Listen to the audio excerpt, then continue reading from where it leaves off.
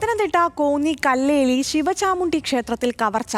തിടപ്പള്ളി പൊളിച്ച് അകത്തുകടന്ന മോഷ്ടാക്കൾ 22 സ്വർണ്ണത്താലികൾ, 5 സ്വർണ്ണ പൊട്ടുകൾ, സ്വർണ്ണ ആൾരൂപങ്ങൾ എന്നിവ കവർന്നു.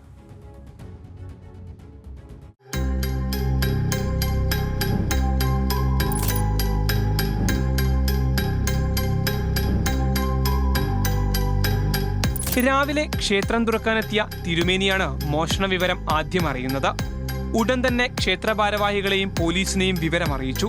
തിടപ്പള്ളി പൊളിച്ച് മോഷ്ടാക്കൾ അകത്തു കടക്കുകയായിരുന്നുവെന്ന് പോലീസ് പറയുന്നു. ശേഷം 22 സ്വർണ്ണത്താലികൾ, 5 സ്വർണ്ണപ്പൊട്ടുകൾ, സ്വർണ്ണ ആൾരൂപങ്ങൾ എന്നിവ കവർന്നെടുത്തു. ഇതിനു പുറമെ ക്ഷേത്രത്തിലെ അന്നദാന വഞ്ചി കുത്തി തുറന്ന് 20,000-ലധികം രൂപയും മോഷ്ടാക്കൾ കൊണ്ടുപോയി. ഇവിടെ ഇതിനു മുമ്പ് ഒരു 5-6 വർഷത്തിന് മുമ്പ് ഒരു മോഷണം നടന്നത്. അത് ഇത്രയൊന്നും നഷ്ടങ്ങൾ ഉണ്ടായിട്ടില്ലായിരുന്നു. വഞ്ചി കുത്തി തുറന്ന് പൈസ എടുക്കുന്നത്. പക്ഷേ ഇതിപ്പം വഞ്ചിയിൽ നിന്ന് അന്നദാന വഞ്ചി മാത്രമേ കൊണ്ടുപോയിട്ടുള്ളൂ. കുത്തി തുറന്ന് പൈസ എടുത്തിട്ടുള്ളൂ.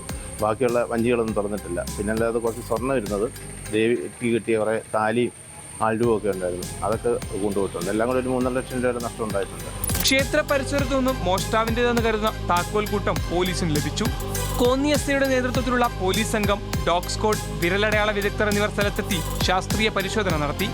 സംഭവത്തിൽ കോന്നി പോലീസ് വിശദമായ അന്വേഷണം ആരംഭിച്ചു.